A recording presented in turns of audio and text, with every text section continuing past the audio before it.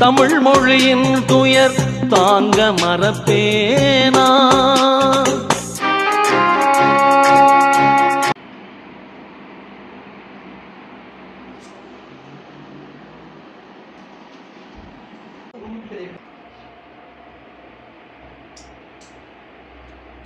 அரசியல் ரெண்டாவது பழஞ்சொல்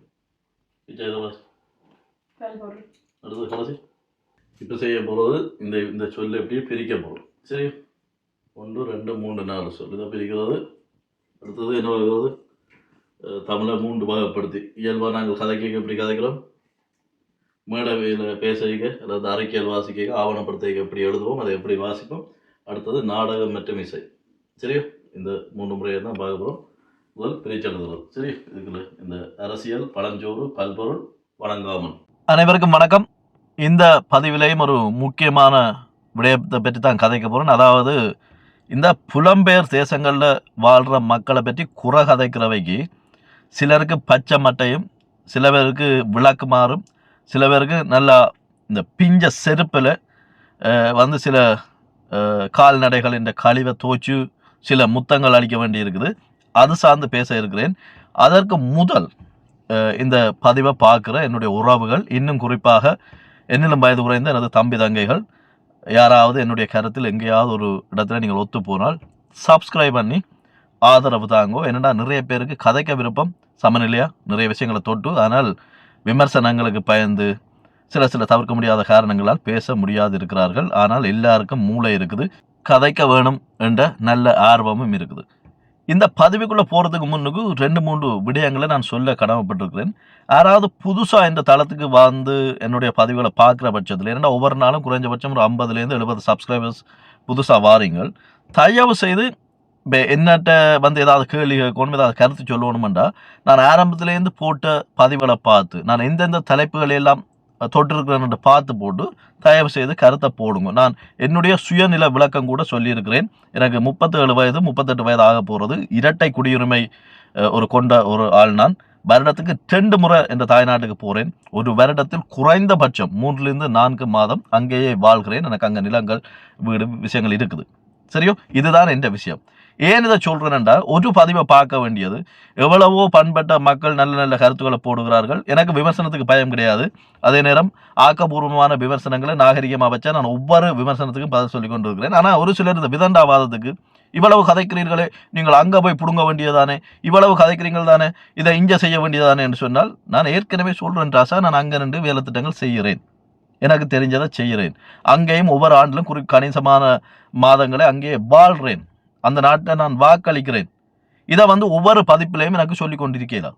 அப்போ அது விளங்காமல் அங்கே போய் நிற்கிறது தானே, ஏன் நீங்கள் இங்கே நிற்கல, காருக்கு இருந்து கதைக்கலாம் தானே, வெளிநாட்டிலேருந்து பாதுகாப்பாக இருந்து கொண்டு கதைக்கலாம் தானே, பொஞ்சாதி வெளியோடு இருந்து கொண்டு கதைக்கலாமே என்று சொல்கிற இந்த நாக்குகள், அதை கொஞ்சம் அடக்கி கொண்டு நாகரிகமாக உங்களோட கருத்துக்களை போடுங்க. பதில் சொல்ல நான் சிறந்தாழ்த்தி காத்து கொண்டிருக்கிறேன். ஆனால் அதே நேரம் கொஞ்சம் விடயங்களை தெரிஞ்சு கொண்டு ஒரு விமர்சனத்தை கேள்வி வைக்க முடியும், யார் என்ன செய்யணும் என்று ஒரு அடிப்படை புரிதலுக்கு வந்ததுக்கு பிறகு நீங்கள் கேள்வியை கேளுங்க. நான் ஏற்கனவே இப்போ என்னென்னு சொன்னால், ஒரு ஆள் ஒரு குற்றத்தை செய்திருக்கிறாருண்டா அவர் குற்றத்தை ஒத்துக்கொண்டதுக்கு பிறகு ஒத்துக்கொள்றான்னு அடிக்கிறது எவ்வளோ ஒரு முட்டாள்தனமோ, அதே போல தான் நான் இந்த சுயநில விளக்கத்தை கிட்டத்தட்ட ஒரு 50 வீடியோ பதிவுகள் போட்டிருந்தால் அதில் குறைஞ்ச ஒரு 10ல் சரி சொல்லியிருப்பேன்.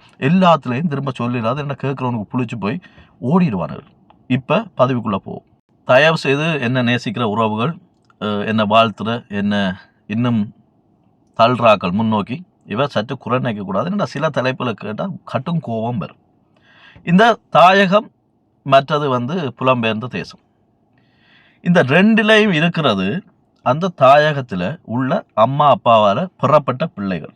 இதை முதல் சில அந்த மூளை பிஞ்சு ஒழுகிறவை முதல் உங்களோட தலைக்குள்ளே ஏற்றிக்கொள்ளுங்க. நான் முடிஞ்ச வரைக்கும் மிக நாகரிகமாக தெளிவாக தான் கதைத்து வருகிறேன். என்னுடைய ஒரு பதிவில் எங்கேயும் ஒரு இடத்தை கூட நான் உரிமையில் யாரையும் வர்ணித்தது கிடையாது. ஒரு தர தவிர அவர் என்ன என்ற குடும்பத்தை கடுமையாக விமர்சித்ததால் ஒரு அரசியல்வாதியை நான் என்றெல்லாம் போட்டு ஒரு தாளித்து விட்டேன். காரணம் என்னன்னு சொன்னால், அவர் எனக்கு சொன்னார் ஆரம்பத்திலே தட்டி வைக்கணுமெண்டு. அப்போ அவர் தட்டினதுக்கு அடுத்த நாள் நான் ஒருக்கா திரும்ப தட்டி விட்டால் அந்த பதிவுகளை நீங்கள் பார்க்கலாம். முதலில் இந்த சமநிலை என்றால் என்னென்று புரிஞ்சு கொள்ளணும். சமநிலை என்றது என்னென்னு சொன்னால், ஒரு கருத்தை சத்தமாக துணிவாக சொல்கிறது, இது ஒன்று. 2வது அந்த தகவலை புரிஞ்சு கொண்டு அந்த விமர்சனத்துக்கு பதில் சொல்கிறது. இப்போ என்ன ஒரு அரசியல்வாதி வந்து விமர்சிச்சிருந்தார் என்ன என்ற குடும்பத்தை. நான் ஒரு குறிப்பிட்ட தகவல் சார்ந்த ஒரு வீடியோ போட்டது, அது கூட மிக நாணயமாக வீடியோ போட்டேன். வந்து எந்தெந்த இடங்களில் யார் யாருக்கு பலம் யார் யாருக்கு பலவீனம்னு சொல்லி நான் அதில் தெளிவாக குறிப்பிட்டிருந்தேன். நான் ஒவ்வொரு ஊராக போய் வந்து மக்களோட பேசி யூரோப்லேயும் நிறைய நாடுகளுக்கு போய் வருவேன் ஒவ்வொரு ஆண்டும். இந்த தகவல்களை வச்சுக்கொண்டு மக்கள் சொன்ன அடிப்படையில் என்னுடைய கருத்துன்னு சொல்லி போட்டிருந்தேன். நான் அந்த பதிவை கூட முழுமையாக பார்க்காத ஒரு அரசியல்வாதி தான் என்ன கடுமையாக விமர்சித்திருந்தார். அந்த பூவரசம் போட்டு கொண்டு ஆட்டிக்கொண்டு வர யூடியூபர்னு சொல்லியிருப்பார். அந்த பூவரசம் பூ போட்டுக்கொண்டு ஆட்டிக்கொண்டு வரால் நான் தான். அந்த பூவரசம் பூ என்னுடைய அந்த வீடியோ தொடங்கிக்க வரும். நான் குறிப்பாக பேச போடுற விடயத்துக்குள்ளே போகிறதுக்கு முன்னுக்கு ஒரு விளக்கத்தை சொல்கிறேன். என்ன அந்த அரசியல்வாதி விமர்சிக்க ஒரு விஷயம் சொல்லியிருந்தார். வேணுமென்னா நீங்கள் பாருங்கோ, 1 மாதத்துக்குள்ளே இவர் எனக்கு எதிராக திரும்புவார் என்று சொல்லி.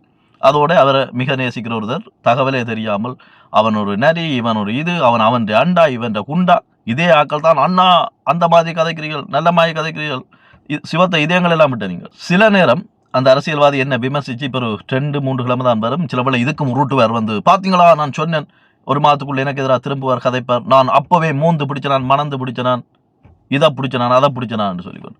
இப்போ நான் தாழ்மையாக ஒன்று சொல்கிறேன், இங்கே யாரையும் மூந்து பிடிக்கவும் தேவையில்லை. யாரும் வந்து நான் மட்டும்தான் அறிவாளி, மற்றவன் எல்லாம் படமுட்டாள், இந்த புலம்பெயர் தேசங்களில் இருக்கிறவன் எல்லாம் பைத்தியங்கள் மாதிரி ஏதோ செய்து கொண்டிருக்கிறாங்க என்ற ஒரு கற்பனையில் தேவையில்லாமல் மண்ணில் வாழ்கிற அந்த மக்களுக்கும் புலம்பெயர் தேசங்களில் வாழ்கிற மக்களுக்கும் இடையில் ஒரு பகையை உண்டு பண்ணக்கூடாது. நான் இப்போ விஷயத்துக்கு வரேன். இப்போ ஏன் முந்தி கொள்றேன்னா, அப்புறம் நாளைக்கு இந்த பதவியையும் போட்டு நான் சொன்னேன் தானே சரியாக மூந்து பிடிச்சிட்டேன் 1 மாதத்துக்குள்ளே திரும்புவாருன்னு சொன்னால் அதுக்கும் அவரை நேசிக்கிறவ என்ன நரி துரோகி அது இதுன்னு சொல்லி பட்டம் கொடுக்க பெருசாக யோசிக்க மாட்டேன். என்னை பொறுத்த வரைக்கும் நடுநிலை என்னன்னு சொன்னால் 1 மாதம் காத்திருக்க தேவையில்லையா. யாராவது ஒரு நல்ல விடயத்தை மக்கள் சார்ந்த விடயத்தை செய்யக்க தட்டி கொடுக்கணும். அதுக்கு எதிராக திரும்பிக்க சில விஷயங்களை பிள்ளையா செய்யக்க சுட்டி காட்டணும். அதை விட முக்கியமாக ஆபாசமாக இரட்டை அர்த்தத்தில் ஒரு பொது வழியில் இருந்து கொண்டு அற்றுவெறுப்பாக கதைச்சா அதை கண்டிக்கவும் தெரிஞ்சிருக்கணும். இதுதான் சமநிலை. அப்போ அதுக்கு 1 மாதம் பார்த்துக்கொண்டு 1.5 மாதம் பார்த்துக்கொண்டு செய்யலாது. என்னை பொறுத்த வரைக்கும் நானே இவ்வளவு சத்தமாக துணிவாக கதைக்கிறேன்டா 21 ஆண்டுகள் இந்த போர்க்காலத்தில் என்னுடைய தந்தையார் இங்கே வந்து இடம்பெயர்ந்து வந்திருந்தார். நாங்கள் அகதிகளாக வந்திருந்தோம். அப்பா வந்ததுக்கு பிறகு எங்களை இங்கே கூப்பிட்டுருந்தார். 2004ஆம் ஆண்டு வந்து 2003 கிளம்பி கிட்டத்தட்ட 1 ஆண்டு காலம் இந்த கொழும்பு அலைச்சல்களோட போச்சு. அதுக்கு பிறகு இங்கே வந்து சேர்ந்தாங்க. நான் தைரியமாக கதைக்கிறதுக்குரிய காரணம் 2009 யுத்தம் நிறைவேற்றதுக்கு பிறகு எங்களுடைய அந்த இனப்படுகொலையை நிறைவேற்றி முடித்ததுக்கு பிறகு நான் 2010 வருஷத்துக்கு 2 முறை செல்றேன். அதுக்கு நிறைய செலவாகும், நிறைய காசுகள் தேவை. இங்கே புலம்பெயர் தேசங்களில் உள்ள மக்களுக்கு அந்த கஷ்ட துன்பம் விளங்கும். அதையும் தாண்டி போகிறது ஏதோ ஒரு விஷயத்துக்காண்டி தான். அந்த மண் என்னுடையது, அங்கே இருக்கிற நிலம் என்னுடையது, அந்த மக்களுக்கு ஏதாவது என்னால் முடிஞ்ச சின்ன சின்ன என்ற உழைப்பில் இந்த நாட்டில் வரி கட்டி போட்டு மிச்சம் பார காசை வச்சு ஏதாவது செய்கிறது, எனக்கு தெரிஞ்ச விஷயங்களை மற்றவைக்கு கடத்துறது, அந்த மண்ணில் வாழ நினைக்கிறதால போய் உடனடியாக இரட்டை குடிமை எடுத்தது, இப்படி செய்து கொண்டிருக்கிறோம். அப்போ களமும் புறமும் எனக்கு தெரிஞ்சதாலேயும் இந்த 2 இடத்துலையும் பல ஆண்டுகள் அனுபவம் இருக்கிறதாலேயும் இந்த யுத்தத்துக்கு வளர்ந்ததாலேயும் யுத்தத்தை பார்த்து வந்ததாலேயும் இங்கே வந்து இப்போ அங்கே வந்து நாங்கள் ஒரு 10ஆம் ஆண்டோட நான் அங்கேருந்து கிளம்பி இருந்தால் இங்கே வந்து புது மொழியை முழுமையாக கேட்கணும் என்றால் நான் தமிழில் தான் நாங்கள் படிச்சினாங்க. யாழ்ப்பாணத்தில் எல்லாருமே வடமாகாணம் கிழக்கு மாகாணங்கள் எல்லாரும் தமிழில் படித்தாங்க தானே, கூட தாய்மொழியாக தான் உலகத்தின் மூத்த மொழி. அப்போ அதில் படித்து போடுவது இங்கே நிறைய சவால்கள், காலநிலை மாற்றங்கள், புது கலாச்சாரம், இப்படித்தான் ஒவ்வொரு தினம் வந்தாங்க. இப்படி தான் வந்து சிக்கப்பட்டு போய் வழிகள் இல்லாமலும் நிறைய சிக்கல்கள் கிடக்கு. அப்போ எனக்கு இந்த 2ம் தெரிஞ்சதால் எனக்கு இப்போ இங்கே உள்ள பொருள்வாசி விலைகளும் தெரியும். நீங்கள் அங்கே கேட்டாலும் ஒரு சோள வரி என்றா எவ்வளவு, ஒரு முட்டை எவ்வளவு, பானை எவ்வளவு, ஒரு சின்ன மிக்சர் பேக்கெட் எவ்வளவு, ஒரு 500 ரூபா தாளை கொடுத்து ஒரு 490 ரூபாய்க்கு பொருள் வாங்கினா 10 ரூபா மிச்ச காசே தராமல் ஒரு டொபியை தந்து விடுவாங்க. இதுதான் நாங்கள் நான் 2010 நிறைய அவதானிக்கிறது இதுதான். இப்படி தெரிஞ்சதால நான் சத்தமாக கதைக்கிறேன். ஆனால் சில அரசியல்வாதிகளும் மூத்தவை என்ற பேரில் உள்ளவையும் வந்து களமும் புறமும் தெரியாமல் ஒரு விடுமுறைக்காண்டியோ அல்லது ஒரு தேவைக்காண்டியோ இல்லை ஒரு சந்திப்புக்காண்டியோ இல்லை அரசியல் கூட்டங்களுக்காண்டியோ ஒரு கிழமை வந்து இங்கே தங்கி நின்றுட்டு போட்டு இந்த செம்மறித்தனமான கதையில கதைச்சு கொண்டு இருக்கிறது. ஏன் நான் இதை இவ்வளவு தூரம் ஆதங்கப்பட வேண்டி கிடக்கின்றால் இங்கே உள்ளவங்களோட என் தந்தையார்ட்ட கஷ்டத்தையும் பார்த்துருக்கிறேன், என்னோட இந்த டாக்ஸி ஓடுற நிறைய படிகள பிரச்சனையை பார்த்துருக்கிறேன், என்னால் வயசுக்கு என்னை விட வயதில் மூத்தவை என்ற கஷ்டத்தை பார்த்துருக்கிறேன். குறிப்பாக இந்த என்னுடைய தந்தை என்ற வயசில், இன்னும் குறிப்பாக சொல்லணும்னா இந்த அம்மான்ற வயசில், அக்கான்ற வயசில் உள்ள இந்த பெண் பிள்ளைகள் பொம்பிள்ளைகளோட கஷ்டங்களை பார்த்துருக்குறேன். ஆணுக்கு நிகராக வேலை செய்யுது சரியா. அதுவும் ஊரில் எடுத்து பிள்ளை சுகமாக இருக்கிறோன்னு கேட்டால் ஓம், சுகம் இல்லாட்டிலும் ஓம், காய்ச்சல் என்றாலும் ஓம், தலைவலி என்றாலும் ஓம். இந்த வெளிநாட்டு வாழ்க்கையில் நான் கண்டது, நான் எப்பவும் தெளிவாக சொல்கிறது, ஒரு 15லிருந்து ஒரு 20 அல்லது 25% நல்ல செல்வந்தர்களாக தொழில்களை கொண்டு இந்த கடைகளை வச்சு தண்டி இருக்கணும். ஆனால் அவன் அந்த இடத்துக்கு பாரத்துக்கு நிறைய உழைப்பை போட்டிருக்கிறானுகள். வெளிப்படையாக அறிவிக்காமல் விளம்பரப்படுத்தாமல் எவ்வளவோ மக்கள் சார்ந்த தொண்டுகளை செய்து கொண்டு வருகிறோம். அதே நேரம் ஒரு 5% ஆட்கள் நாட்டை பற்றி கவலை இல்லை, வந்துட்டோம், அலுவல் முடிஞ்சது, இனி அங்கே போயிடாது, ஸ்ரீலங்கா சுடும், ஸ்ரீலங்கா இஸ் ஹாட், இப்படி கதைக்கிற ஒரு கூட்டமும் இருக்குது. அதையும் வெளிப்படையாக கையை உயர்த்தி நான் ஏற்றுக்கொள்ள தயாராக இருக்கிறேன். புலம்பெயர் தேசம், வெளிநாட்டுக்காரர் என்று சொல்லி யாராவது ஒரு பைத்தியங்கள் அல்லது மனநிலை சரியில்லாத கதைக்க வெளிக்கிட்டா நீங்கள் ஒன்றை புரிஞ்சு கொள்ளணும். நீங்கள் ஒரு பெரிய தேசங்களை பற்றி கதைக்கிறீங்க. இந்த பூமி பந்தில் இலங்கை ஒரு சிறிய தீவாக இருந்த பொழுது நாங்கள் ஒரு பெருமைக்குரிய ஒரு இனம், இது எங்களுக்கு தெரியும். நாங்கள் இங்கே நாட்டை உடைச்சி தாங்க, பிச்சு தாங்க, பிடுங்கி தாங்க ஒரு களம் தெரிஞ்சு 2009 அப்புறம் என்ன நடந்ததுன்றதை புரிஞ்சு தான் நிறைய வேலை திட்டங்களை ஆக்கள் செய்யணும். சில பேர் ஆதங்கப்பட்டு கதைப்பினும், சில பேர் இன்னும் ஆஹா ஓஹோண்டு கதைப்பினும். அவை இந்த வலியலும் புரியுது. சில பேர் இதை வச்சு பணம் சம்பாதிக்கிறது, அரசியல் அப்படிப்பட்ட மனநிலையிலையும் இருக்கணும். அவையிலையும் பிள்ளைகள் இருக்கிறது நாங்கள் கையை உயர்த்தி அதை ஏற்றுக்கொள்வோம். ஆனால் இங்கே பிரச்சனை என்னன்னு சொன்னால், வெளிநாடு கதைக்கு நீங்கள் எதை கதைக்கிறீங்கன்னு சொன்னால், இங்கிலாந்து தொடங்கி நியூசிலாந்து வரைக்கும், பிறகு இந்த பக்கத்துலேருந்து மத்திய கிழக்கு வரைக்கும், ஏன் நீங்கள் ஆப்பிரிக்கா, பிலிப்பைன்ஸ் மாதிரி நாடுகளில் கூட எங்களோட பிள்ளைகள் வேலைகள் செய்துகள் அதுகளை பற்றியெல்லாம் கதைக்கிறீங்க. ஒரு நாட்டில் போய் வாழாமல் ஒரு குறைஞ்சபட்சம் நான் சொல்லணும், இந்த அரசியல்வாதிகள் புலம்பெயர்ந்த தேசங்களில் உள்ளவையை விமர்சிக்கிறதுக்கு முன்னுக்கு ஒரு 6 மாதம் வாங்கோ, இங்கே பணி செய்யுங்கோ, வேலை செய்யுங்கோ. நீங்கள் மருத்துவராயிருங்கோ அல்லது ஆசிரியராயிருங்கோ, இதென்றாலும் ஒரு 6 மாதமோ 1 வருஷமோ வேலை செய்யுங்கோ, களத்தை பாருங்கோ. இங்கே நீங்கள் பெரும் படிப்பு படித்து வந்தால் கூட வந்து செய்கிற வேலையில் சில நேரம் சம்மந்தப்படாது. இப்போ நான் எந்த கல்வி தகமை என்னன்னு உங்களுக்கு தெரியாது, நான் சொல்ல போகிறதும் கிடையாது, சரியா? அதே மாதிரி கொடுமை இங்கே நிறைய பேருக்கு விளங்கும். குறிப்பாக லண்டன், பிரான்ஸ், இத்தாலி, ஜெர்மன், இந்த குறிப்பாக இந்த யூரோப் மத்திய கிழக்கில் நான் அங்கே போய் வரதால சொல்கிறேன். இந்த டாக்ஸி தொழில் ஓடுற ஆக்களுக்கு விளங்கும். இப்போ இங்கே லண்டனில் கூட இந்த அடிசன்லி இதுகளில் எல்லாம் ஓடுற ஆக்கள் நிறைய பேர் இருக்கணும். ஊபரில் ஓடுறவை இருக்கணும். தனிப்பட்ட முறையில் சில இந்த மினிக்க நிறுவனங்களோட வேலை செய்கிற பெருத்த பட்டதாரிகள், வைத்தியர்கள், இங்கே சில ஜிபி மேர் கூட ஓடுங்கன்னா நான் நேராக கண்டு கதைக்கிறதால சொல்கிறேன். ஏன்னா நிறைய பணம் தேவைப்படுது. நிறைய வைத்தியர்களுக்கு இங்கே சொந்த வீடே கிடையாது. அதாவது 7 ஆண்டுகள் வந்து ஜிபியாக இங்கே வேலை செய்யணும். இந்த ஜிபின்னு சொல்லிக்க புரியாதவைக்கு சொல்கிறேன், ஜெனரல் ப்ராக்டிஷனர்ன்றது அதாவது உங்களோட கிட்டத்தட்ட உங்களோட குடும்ப வைத்தியர் மாதிரி. இப்போ நேரம் நீங்கள் ஆஸ்பத்திரிக்கு போகாமல் இந்த ஜிபி சர்ஜரிக்கு போகிறாண்டு வேணும், சரியா? இவன் 7 ஆண்டு 8 ஆண்டுகளாக அவ்வாறு இருக்கிறவை கூட சொந்த வீடுகள் கிடையாது. இப்படி நிறைய சிக்கல் கிடக்கு. அப்போ வெளிநாட்டில் நாங்கள் கற்றது இங்கே எல்லாரும் எல்லா வேலையும் செய்வோம், சரியோ? எங்களுக்கு குப்பையல்றதுக்கும் பிரச்சனை கிடையாது, கல்வி துடைக்கிறதுக்கும் பிரச்சனை கிடையாது, எல்லா வேலைகளையும் செய்கிறோம். கல்வி தகமைக்கு வெளியில் போய் செய்கிறோம். இங்கே பிரச்சனை உழைச்சா உயிர் வாழலாம், இன்னும் கொஞ்சம் கூட உழைச்சால் ஊருக்கு ஏதாவது செய்யலாம். அதை விடவும் கூட உழைச்சிங்கன்னா பெரியாக்களாக வரலாம். அதுக்கு மேலே உழைச்சிங்கன்னு சொன்னால் தொழிலதிபர் ஆகலாம். அதையும் தாண்டி போனீங்கன்னா வரலாற்றில் ஒரு பெருத்த இடத்தை பிடிக்கலாம் தொழில் விடயங்கள் எல்லாம். ஆனால் இதுக்கு பின்னால் பெற்றும் உழைப்பு இருக்கிறது, சரியா? நான் யாரையும் குறிப்பிட்டு சொல்லல. அப்போ ஒரு இடத்தை இருந்து கொண்டு சில அரசியல்வாதிகள் கூட மக்கள் பணிக்காக எங்களுக்கு உதவுங்கள்னு சொல்லி இந்த புலம்பெயர் தேசங்களில் உள்ள இந்த மக்கள்கிட்டேருந்து காசுகளை வாங்கி, அதாவது இந்த குளிருக்கு வெயிலுக்கு உங்களுக்கு தெரியும், இந்த இப்போ வெயில் காலம் ஊரை விட ஒரு கேவலமான ஒரு வெயில் ஒன்று இங்கே இருக்குது. இந்த வீடுகள் வந்து குறிப்பாக இந்த ஐரோப்பாவுக்குள்ளே எல்லாம் குளிர்காலத்துக்கு ஏற்ற முறையில் கட்டப்பட்ட வீடுகள். அப்போ என்ன செய்யுதுன்னா வெயில் காலத்தில் மிக கடும் வெப்பத்தை தருது. இரவில் படுக்கிறதே பெரிய பிரச்சனையாக இருக்குது. ஃபேன் சுற்றுது, ஃபேன் வந்து 3வது செட்டிங்கில் கிடக்கு, ஆனால் வெப்ப காற்று வருது. இது எல்லாரும் என்னிட்ட சொல்லி புலம்புறது, நான் அவையிட்ட சொல்லி புலம்புறது, சரியா?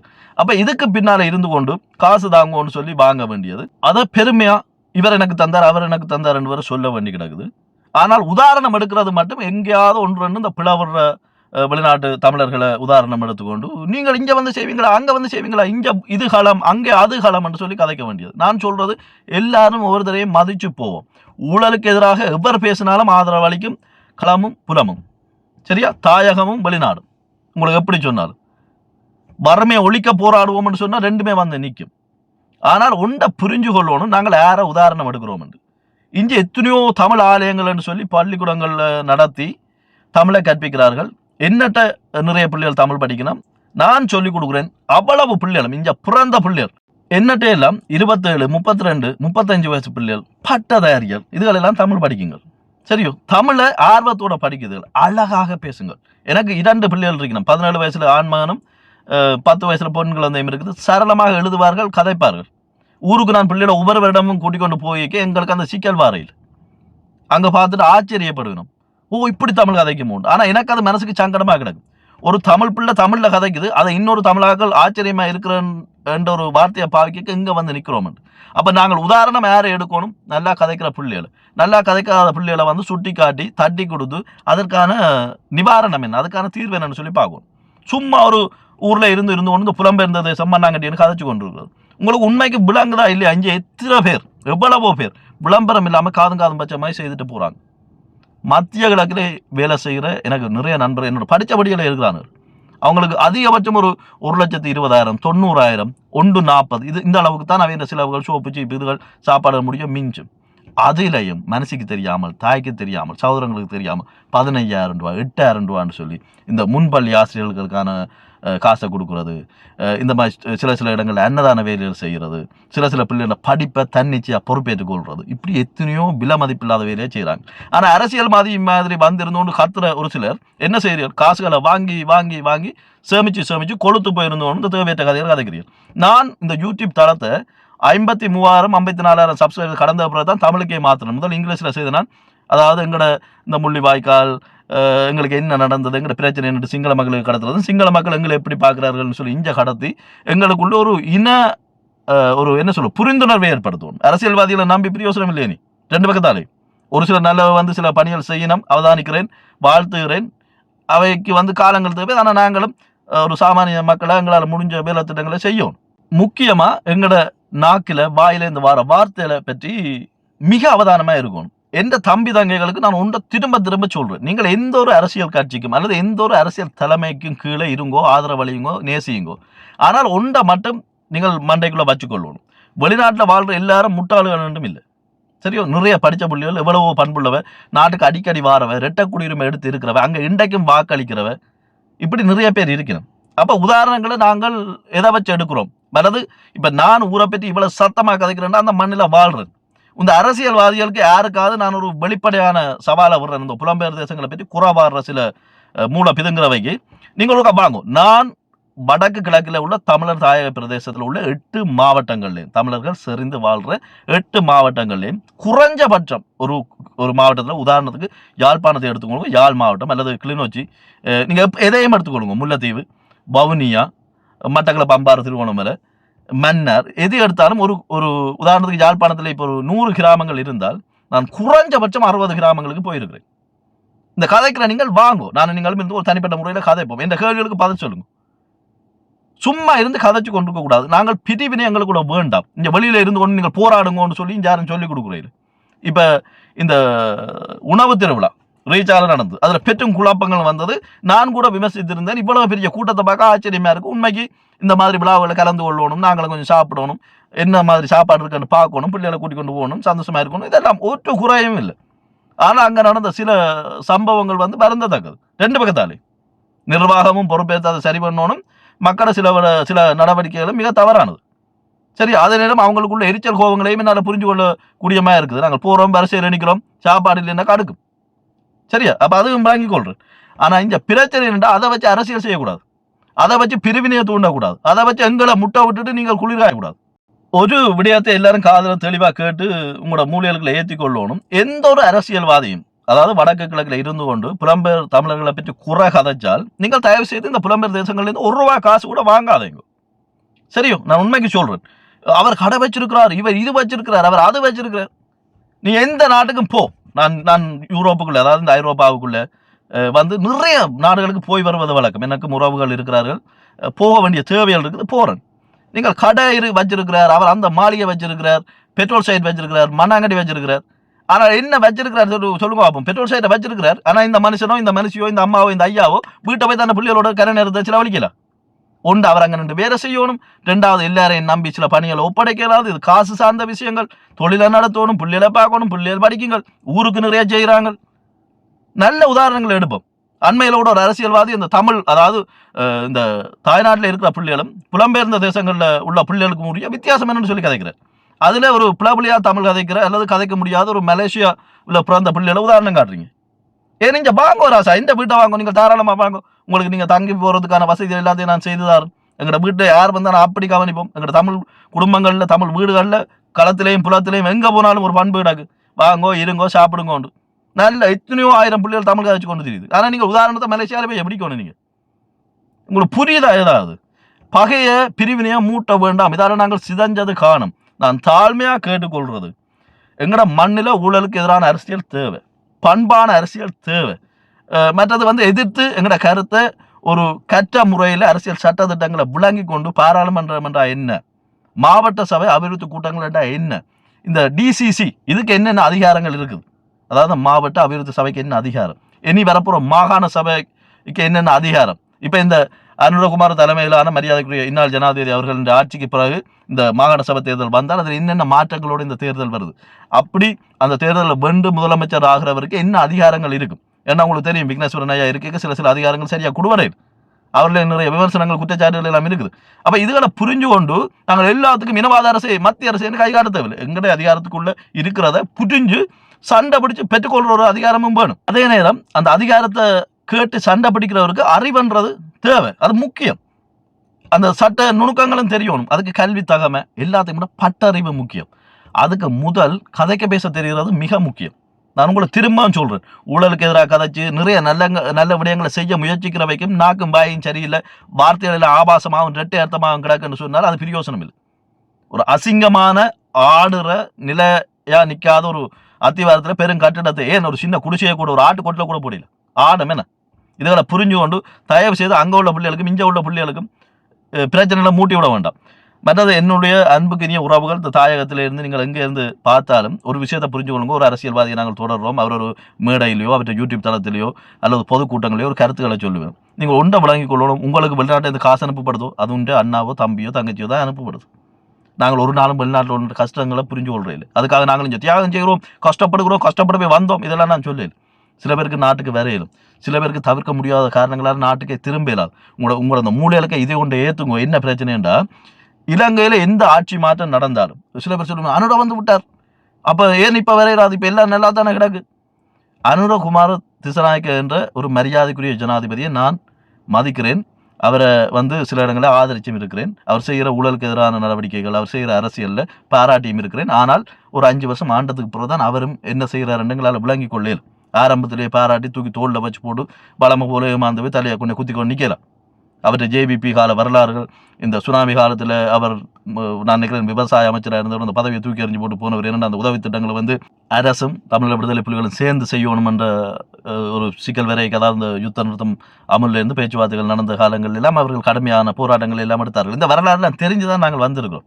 நானும் பாராளுமன்றம் வேண்டா என்ன, அவைக்குரிய உரிமைகள் என்றால் என்ன, இந்த நிறைய விஷயங்களை நாங்களும் கற்றிருக்கிறோம். 9 ஆண்டு காலமாக இந்த இளையர் அமைப்புகள், இந்த மாதிரி பள்ளிக்கூட பிள்ளைகள், முன்னாள் மாணவர்கள், இந்நாள் மாணவர்கள் என்று சொல்லி எங்களால் முடிஞ்ச சில வேலை திட்டங்களை எங்களால் முடிஞ்சு நாங்கள் உழைச்சி பரிகட்டி அதுக்கு பிறகு மிஞ்சிற காசை வச்சு நிறைய பேர் செய்கிறோம். சரியா, 9 ஆண்டுகளுக்கு மேலே நான் தனிப்பட்ட முறையில் செய்கிறேன். அப்புறம் 2 வருஷம் 3 வருஷத்துக்கு உள்ளூர் ஆள் வந்து பாடம் எடுக்கக்கூடாது. சில வேளை நீங்கள் ஒவ்வொருத்தர், இப்போ நான் உதாரணத்துக்கு சொல்கிறேன், நாங்கள் எங்களில் ஒவ்வொருத்தர் சில பேர் பிரபல்யமாக இருப்போம். அப்போ ஒரு பிரபல்யமான ஆள் சொன்னால் அது ஒரு 1,00,000 பேருக்கு போகும். என்ன மாதிரி ஒரு சாமானியர்கள் சொல்லி ஒரு 1000 பேர் 2000 பேருக்கு தான் போகும். பிரபல்யமாக என்ற கருத்துக்களை ஆக்கள் கேட்கணும், அது பிடிக்கலையோ கேட்கணும்ன்றதுக்காண்டி வந்து நாங்கள் சொல்கிறதான் சரி, எங்களுக்கு தான் எல்லாம் தெரியும், நான் தான் வந்து எல்லாத்தையும் கற்பிச்சேன்ற ஒரு என்ன சொல்கிறோம், ஒரு தலைக்கரமான நிலையில் இருந்து கொண்டு பேசக்கூடாது. முதலில் அங்கே உள்ள பிள்ளைகள் புரிஞ்சு கொள்ளணும். புலம்பெயர் தேசத்தை நீங்கள் புரிஞ்சு கொள்ளணும்டா, புலம்பெயர் தேசத்தில் வந்து ஒரு 6 மாதமோ 1 வருஷம் வாழணும். நீங்கள் இந்த பிள்ளை பெற்று பார்க்குற அம்மா மேறாங்க இந்த வருவினம் 6 மாதம் 8 மாதம் எல்லாம் நிற்கிறோம். எந்த குடும்பம் சொந்த பந்தம் சார்ந்து நான் வாழ்கிற ஊர் மாவட்டம் சார்ந்து எல்லாம் நிறைய பேர் வந்து அழுது ஒழிஞ்சு ஓடி இருக்கணும். நான் டாக்ஸி ஓடுறேன், கொண்டு ஏர்போர்ட்டில் கொண்டு விடுவேன். அந்த வரைக்கு அங்கேருந்து வரைக்க முதல் நாள் பிள்ளைகள் பேர பிள்ளைகளை பார்க்குறது சந்தோஷமாக வருங்க. இங்கே இந்த போய்க்கு அதை விட சந்தோஷமாக போகுங்கள். என்னென்னு சொன்னால் அந்த ஏர்போர்ட்டுக்கு போய்க்கு உங்களுக்கு தெரியும் தானே, போட்டு வர முடியும் கை காட்டைக்கு எந்த ஒரு மனமும் குழம்பும் கண்ணீர் வரும்.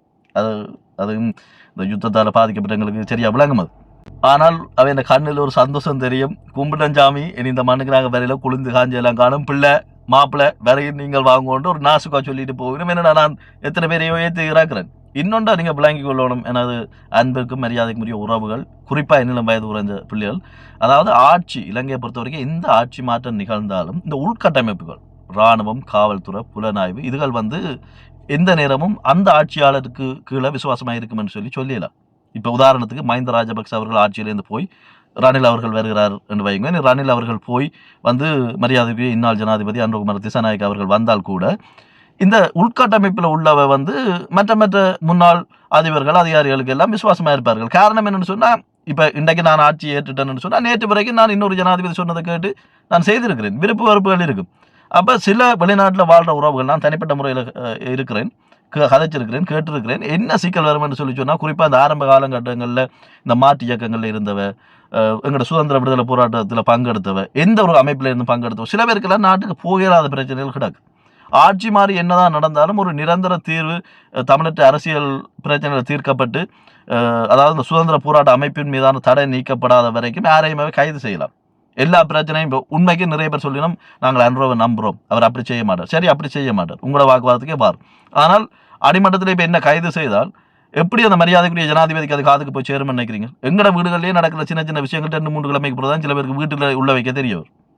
கொஞ்சம் சிந்திச்சு கதையுங்கோ, பிரிவினை வேண்டாம், ஒற்றுமையாக இருப்போம். அதே நேரம் வெளிநாட்டில் வாடுற பிள்ளைகள் நிறைய பேர் தமிழ் கதைக்க மாட்டோம், வீட்டில் தமிழ் கதைக்கிறீர்கள், இந்த மாதிரி குறைபாடுகள் இருக்குது, அதை சரி பண்ணிக்கொள்ளுங்கோ. அம்மா அப்பா இந்த வெளிநாட்டு வாழ்க்கை வேகமான வாழ்க்கையில் காசு பணத்துக்கு பின்னால் ஓட வேண்டி கிடக்கு, புரிகிறது. இருந்தாலும் கொஞ்சம் கொஞ்சம் உழைப்புகளை போட்டு அடிப்படையாக உண்டை செய்யுங்க. வீட்டில் தமிழ் மட்டும் தான் கதைப்போம். இந்த பிள்ளைகள் நாங்கள் என்ன செய்வோம்னா, அந்த பிள்ளைகளுக்குள்ளே இங்கிலீஷில் கதைக்கிறோம். என்ன சொன்னால் பள்ளிக்கூடங்களில் போனால் இப்போ ஒரு டச்சில், ஃப்ரெஞ்சில், இங்கிலீஷில் சொல்லிக் கொடுக்க அந்த மொழியை தான் கதைக்க போகணும். ஆனால் வீட்டை சொல்லுங்க, செருப்பை கலத்துற இடத்த, சப்பாத்தை கலத்துற இடத்த அந்தந்த மொழியை விட்டுட்டு தமிழில் கதைங்க. அப்படி இல்லை, சின்ன பிள்ளைகள் அப்படி ஏதாவது அப்படி இப்படி கதைச்சால் சில நேரங்களும் கூட வீட்டில் அகப்பா காம்பு, இந்த சின்ன சின்ன அடிமட்டம் அப்படி இருக்கும். அதால் ஒரு மெல்லிய முத்தங்களை கொடுங்க. இப்போ பிரச்சனை என்னென்னு சொன்னால், அந்த யூடியூப்பில் சில வார்த்தைகள் பாவிக்க இயலாது, சில பேர்கிட்ட படங்களை காட்ட இயலாது. சில என்னடா இப்போ நாங்கள் இலங்கையிலேருந்து போடுற யூடியூபருக்கு ஒரு சட்டம் இருக்கும், இந்த டேட்டா ப்ரொடெக்ஷன் ஆக்ட்னு ஒன்று இருக்குது, இந்த தகவல் பாதுகாப்பு சட்டம். அது மாதிரி யூரோப்பில் உள்ளவைக்கு ஒரு சட்டத்திட்டம் இருக்குது. இப்போ யூடியூப் அந்தந்த தேசங்கள் அந்தந்த நாடுகளுக்கு ஏற்ற மாதிரி சட்டத்திட்டங்களை மாற்றி வச்சுருக்கோம். அதுகளை புரிஞ்சு மதித்து தான் கதைக்கணும். அதால் தான் நாங்கள் இவ்வாறு கதைக்கிறேன், நான் இப்படி கதைக்கிறேன். சரியா? இதில் புரிஞ்சு கொண்டு எல்லாரும் ஒற்றுமையாக ஊழலுக்கு எதிரான அரசியல் செய்கிறவையும் வேணும், சமூக அரசியல் செய்கிறவை வேணும். அதே நேரம் ஒன்றை மறந்து போடாதவங்க, நிறைய பேர் மண் சார்ந்து மக்கள் சார்ந்து செய்கிற தொண்டுகளை விளம்பரப்படுத்தாமல் செய்யணும். அதே நேரம் சில பேர் அதை செய்கிறையில் அதை என்ன செய்கிறது, செய்யாதவனை, மனசில்லாதவனை என்ன செய்யலாம். அதே நேரம் ஊர்லேயும் களியாட்டங்களில் போய் மூழ்கி போயிருக்கிறவே இருக்கிறேன், குடி போதைகளுக்கு சிக்கி போகிறவே இருக்கிறோம். நாங்கள் எல்லாரும் எங்கள்ட புலசேரியில் உணர்ந்து சரி செய்து ஒன்றா சேர்ந்து ஒரு தமிழ் சமூகமாக தொடர்ந்து போராடி சாகாமல் அங்கங்கே வாழ்வியல் இன்ப துன்பங்களையும் நல்ல விஷயங்களையும் அனுபவிச்சு கொண்டு அதே நேரம் எங்களோட ஒழுக்கங்களை கலாச்சாரத்தில் சிதைக்காமல் எல்லாரும் நல்ல வழியில் வாழ்வோம். இன்னொரு படைப்பில் சந்திக்கும் பிறகு நன்றி, வணக்கம்.